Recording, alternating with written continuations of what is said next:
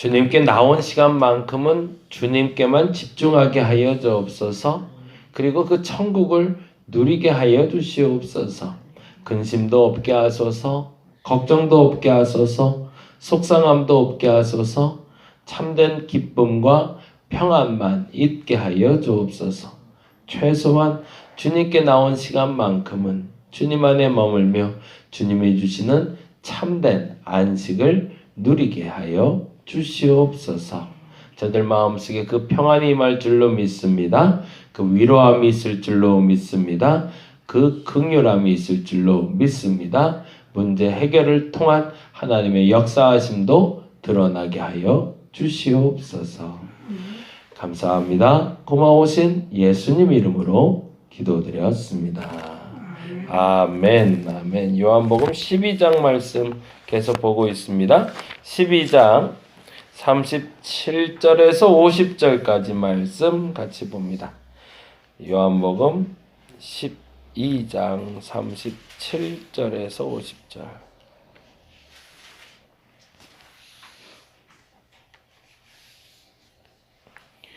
요한복음 12장 37절에서 50절까지 우리 같이 한 목소리로 읽도록 하겠습니다.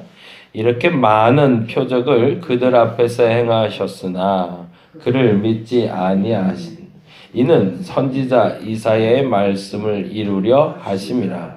이르되 주여 우리에게서 들은 바를 누가 믿었으며 주의 팔이 누구에게 나타났나이까 하였더라.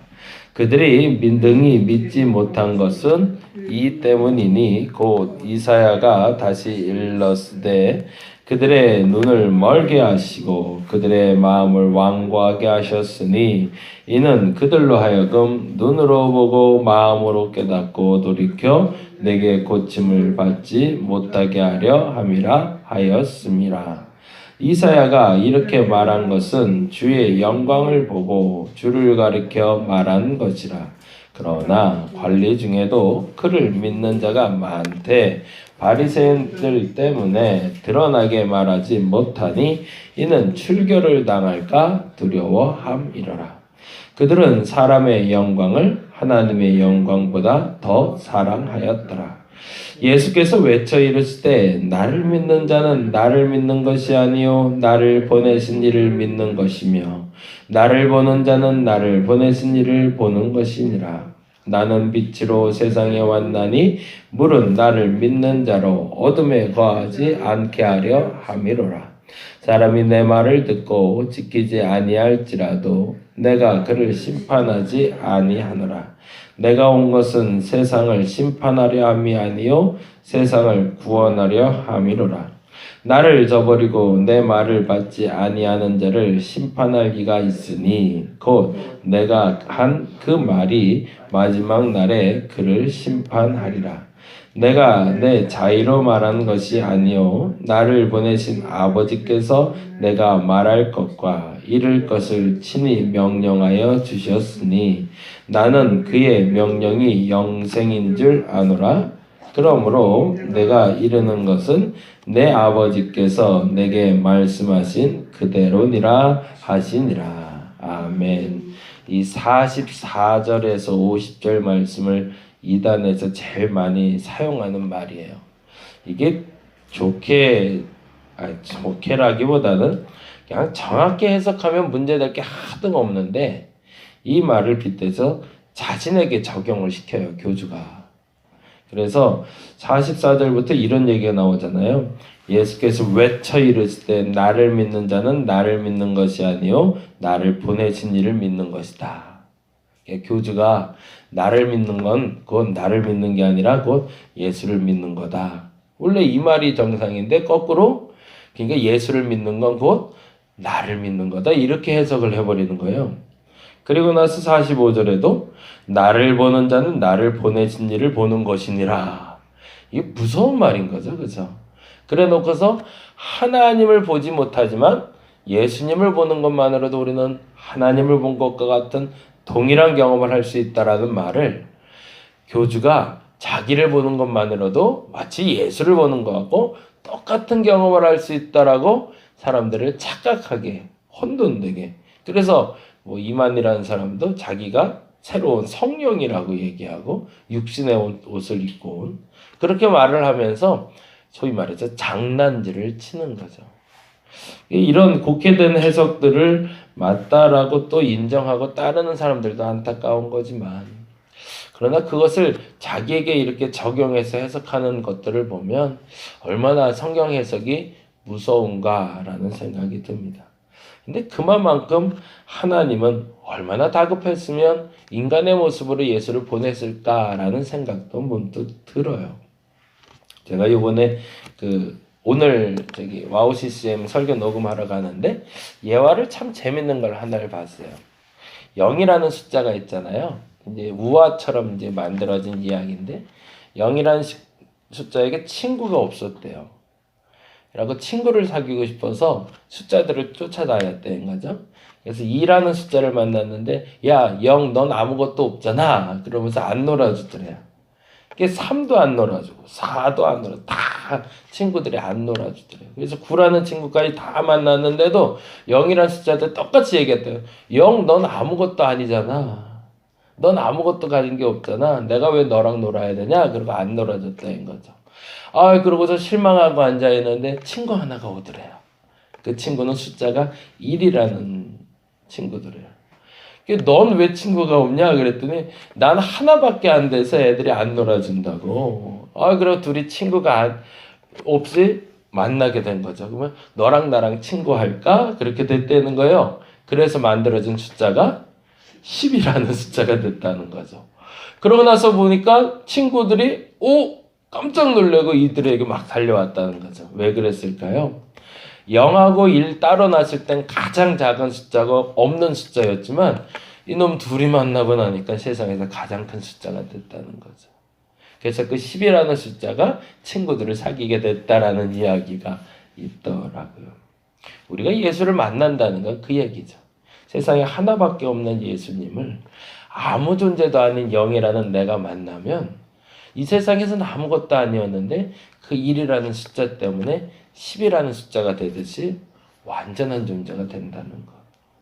예수께서 우리에게 육신의 모습으로 오신 이유는 거기에 있었던 것이지 그것을 자의적으로 생각해서 교만해지라는 말이 아니라는 거죠. 거기에 담긴 아주 소중한 말은 예수를 만나면 가장 큰 숫자가 되지만 예수를 만나기 전에 본질적인 나는 0밖에 안 되는 아주 미세한 존재다라는 걸 인정할 필요가 있다라는 겁니다.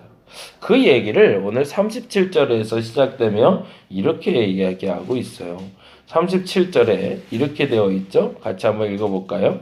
이렇게 많은 표적을 그들 앞에 행하셨으나 그를 믿지 아니하니. 왜 믿지 않았을까요? 1이라고 아주 작은 숫자라고 사람들이 예수를 여겼기 때문에. 그래서 38절에 이렇게 되어 있습니다. 이는 선지자 이사야의 말씀을 이루려 하심이라. 거기다가 좀 줄을 좀 쳐넣죠.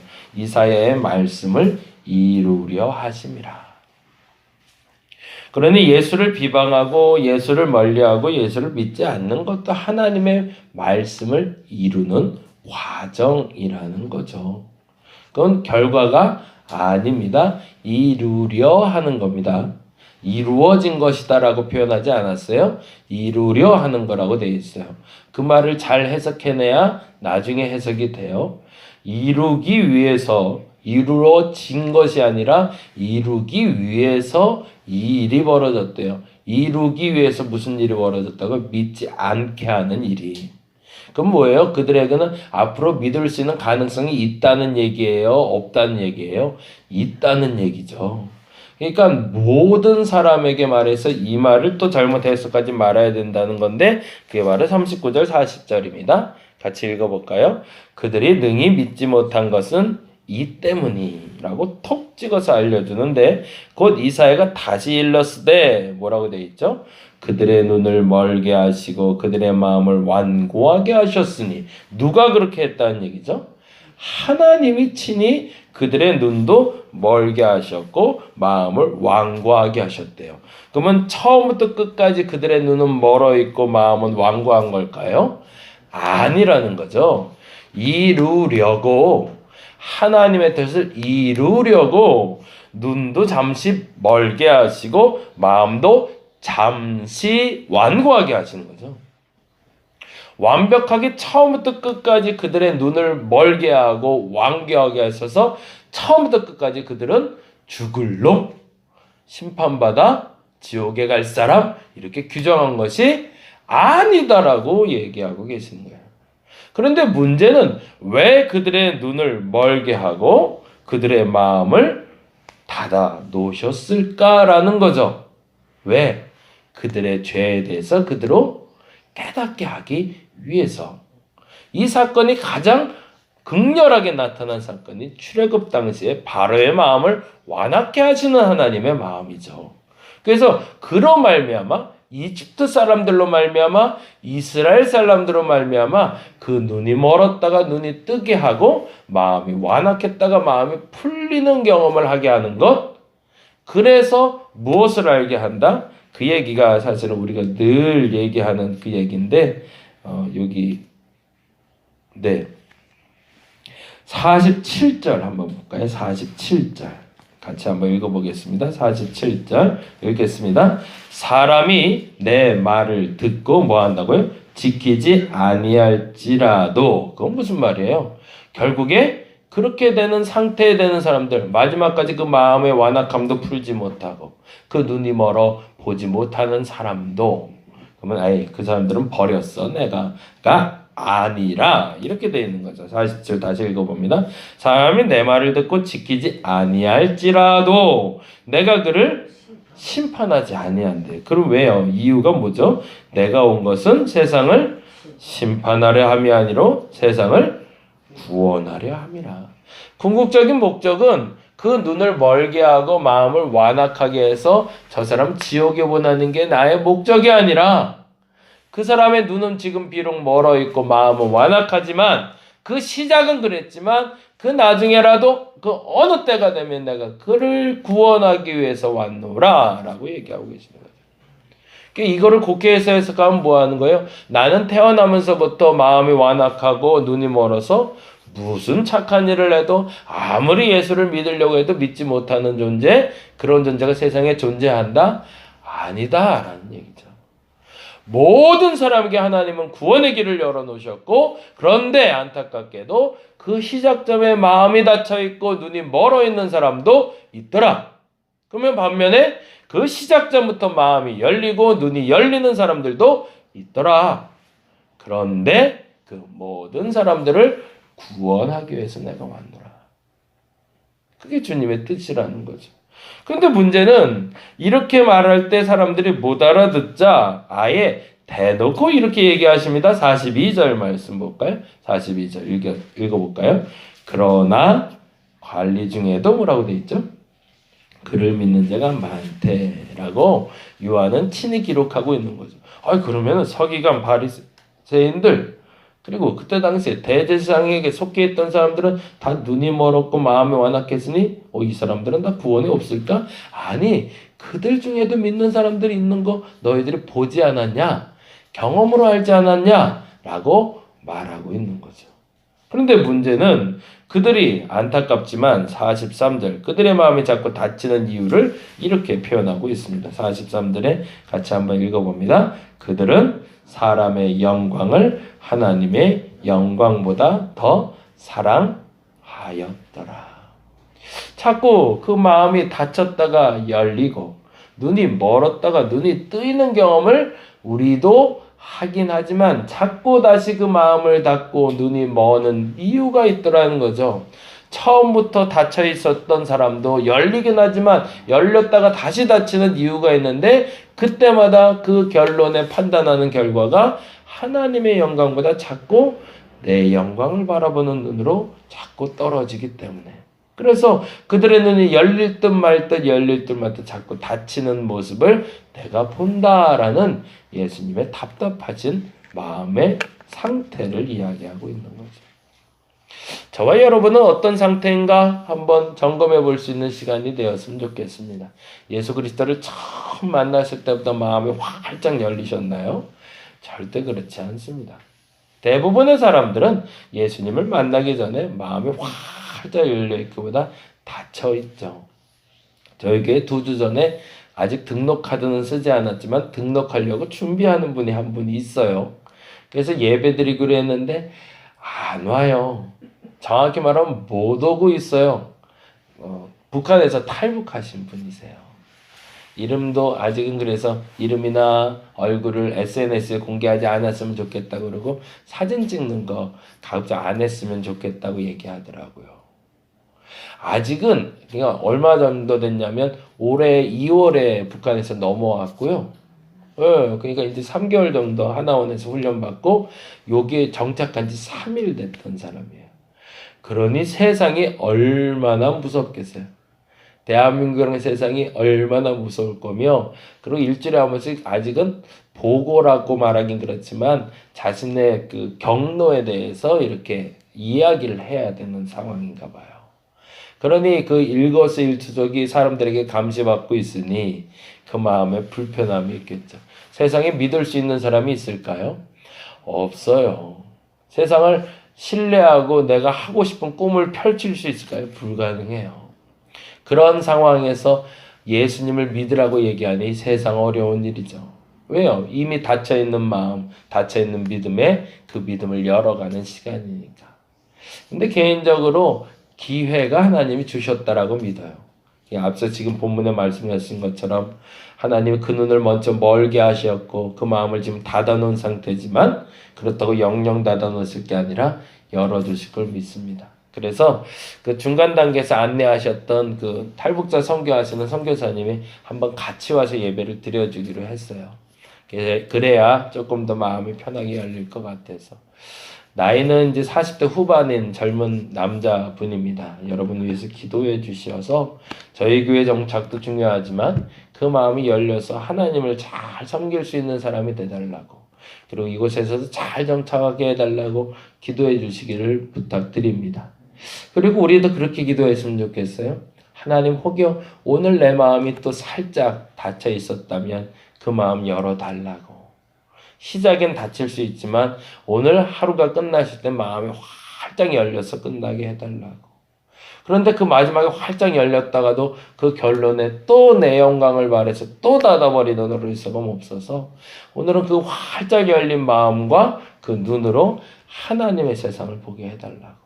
그렇게 기도할 수 있는 저와 여러분 되시기를 간절히 바랍니다. 기도하겠습니다.